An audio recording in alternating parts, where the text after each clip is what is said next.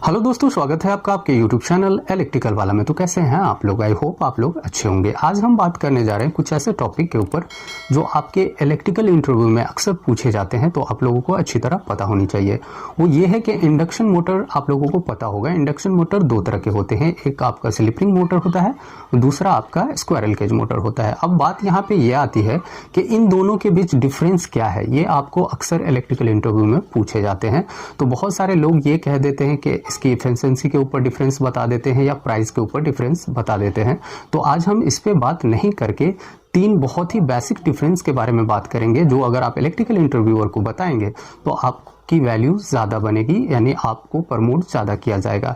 तो चलिए चलते हैं अपने टॉपिक की तरफ और बात करते हैं।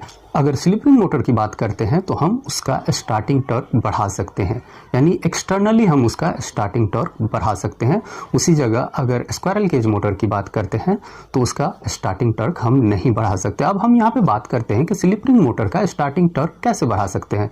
तो होता क्या है कि उसका जो रोटर होता है वो पूरी तरह शॉर्ट नहीं होता। हम उसमें LSR का यूज़ करके उसमें एक्सटर्नली हम रजिस्टर कनेक्ट कर देते हैं, जिसकी वजह से उसका स्टार्टिंग टॉर्क बढ़ जाता है। आप लोगों को पता होगा कि जब आपका रेसिस्टर हाई होता है तो स्टार्टिंग टॉर्क आपका भी हाई होता है, ये आप लोगों को अच्छी तरह पता होगा। उसी जगह स्क्वायरल केज में हम एक्सटर्नली रेसिस्टर नहीं यूज़ कर सकते, क्योंकि उसका जो रोटर होता है वो पूरी तरह शॉर्ट होता है।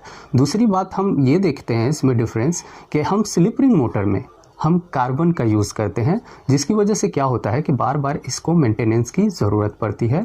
लेकिन उसी जगह स्क्वायरल केज मोटर में कार्बन की ज़रूरत नहीं पड़ती, इसलिए इसका मेंटेनेंस भी ज़्यादा नहीं होता, ये सस्ता होता है मेंटेनेंस। तीसरा डिफरेंस अगर देखें तो स्क्वायरल केज मोटर का जो रोटर होता है उसका जो स्लॉट्स होता है वो सीधा होता है, तिरछा नहीं होता, पूरा पूरा सीधा होता है और पूरी तरह शॉर्ट होता है। उसी जगह अगर बात करें स्क्वायरल केज मोटर की तो उसका जो रोटर होता है उसमें जो स्लॉट्स होते हैं वो तिरछे होते हैं। अब हम यहाँ पे बात करते हैं कि स्क्वायरल केज मोटर ज़्यादा यूज होता है या स्लिप रिंग मोटर ज़्यादा यूज होता है।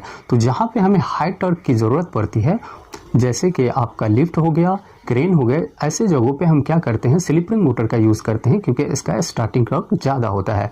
और उसके बाद बहुत ऐसे जगह हैं जो इंडस्ट्रीज में है जहाँ पे आपको हाई स्टार्टिंग टॉर्क नहीं चाहिए, तो ज़्यादातर आपका स्क्वायरल केज मोटर यूज़ किया जाता है। तो आई होप मेरे वीडियो से आप लोगों को अच्छी जानकारी मिली हो। अगर मेरे वीडियो से आप लोगों को जानकारी मिली है तो कमेंट सेक्शन में ज़रूर बताएं। अगर आप नए हैं मेरे चैनल पे तो चैनल को सब्सक्राइब कर दें और एक लाइक तो मिलता है।